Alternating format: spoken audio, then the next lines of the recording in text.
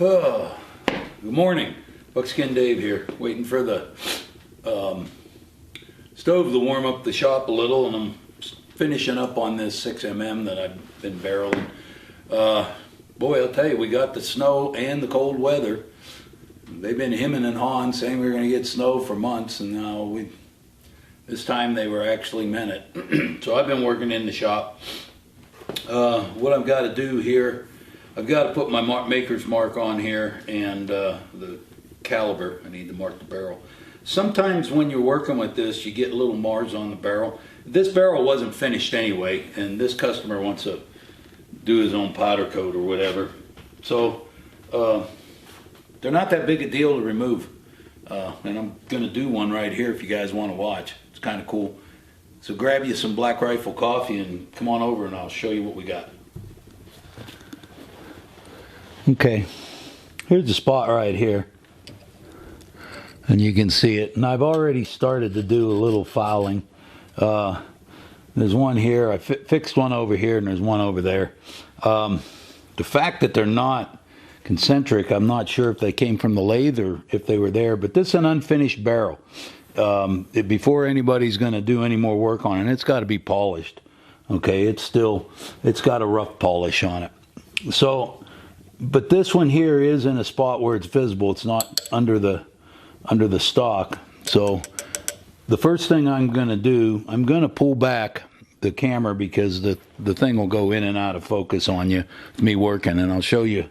First, I'm going to start with a fine file, and it's not going to be one that is, there we go.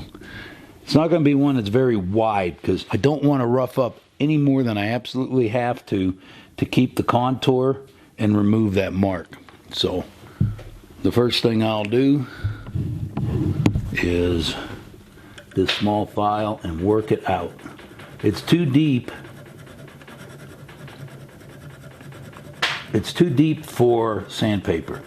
It's gonna have to come off with a file, and I don't want to use a Dremel or something of that nature because it's hard for me and probably most people to keep the contour, and you end up putting a divot in the barrel, and that will show up when it's finished. But I can keep that contour pretty good here, and see it's already starting to come out. So I'm going to get this out and then I'll get back with you.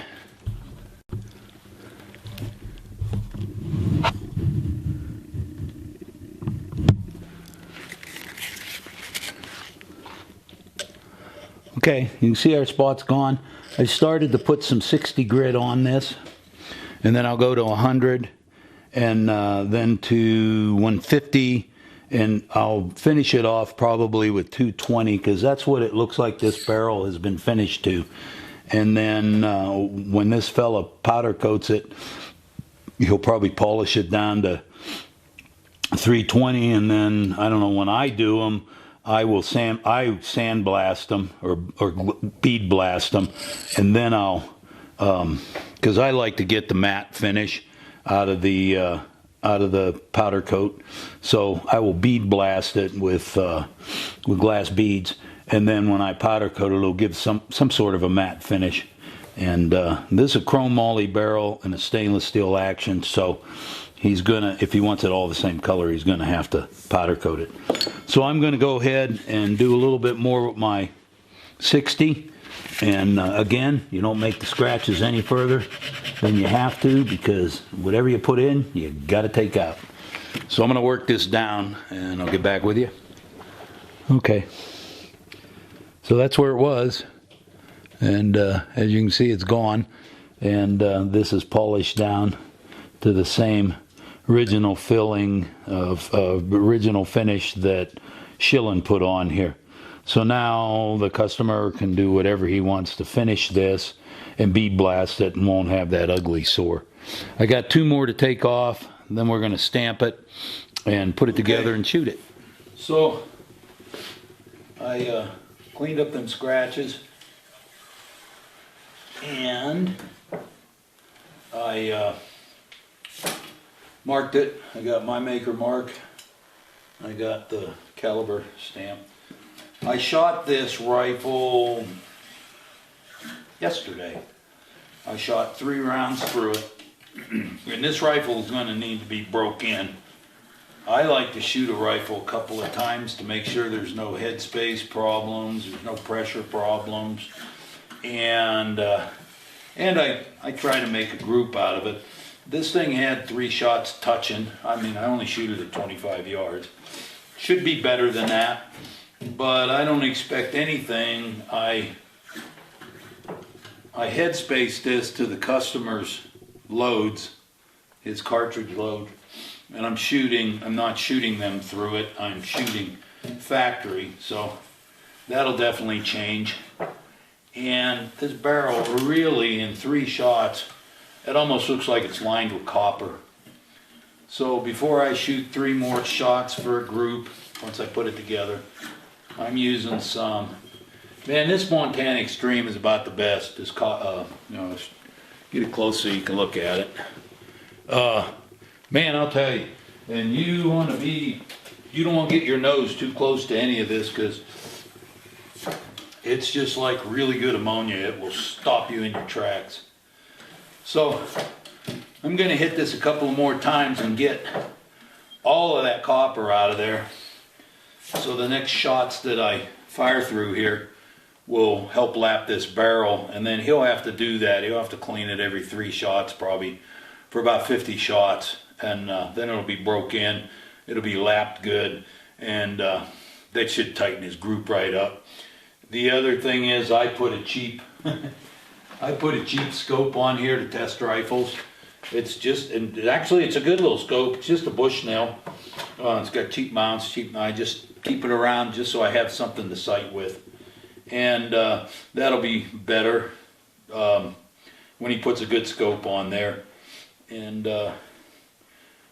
I'm happy with the group because it's gonna shrink. Anyway, I'll finish this up, put it together, we'll go out and see what it does. All right. Well, not the most fun conditions to be doing this, but it's what we've been blessed with this morning. So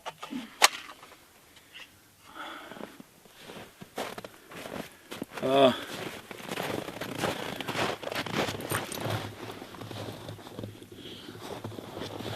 right.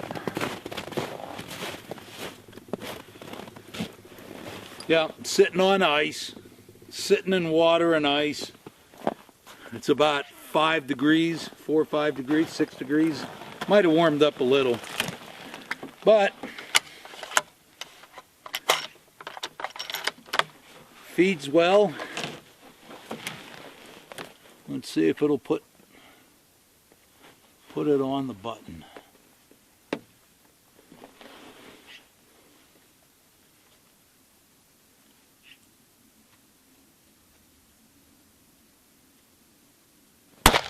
I just wanted to see if it was hitting the paper at all. I mean, it's way off of where I'm shooting, but I just put this on here to check the rifle, check the headspace, make sure there's nothing, you know, going wrong. And I just really want to see a group. I don't care where it's at, because he's going to put another scope on here. So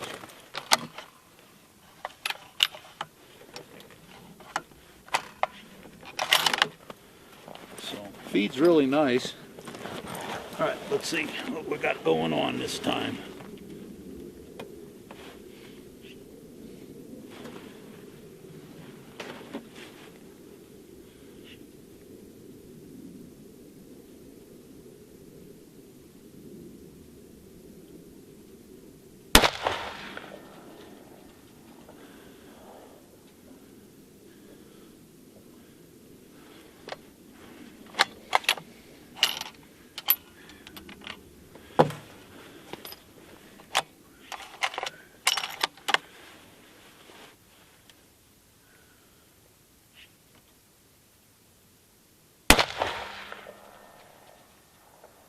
Wow, okay.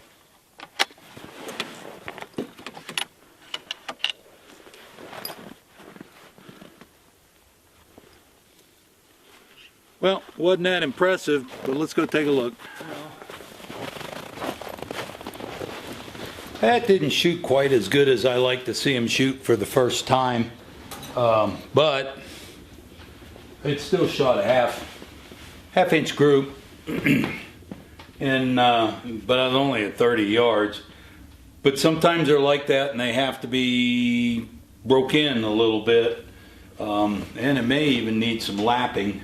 But other than that, I've had them shoot like that, and by the time you get them broke in and in a load form, they're right, they're right in that ragged hole category. So that job's done. He'll come pick that up. That's out of here. I get to go back here with the 58. I haven't really done much with it because I've been doing all kinds of other stuff.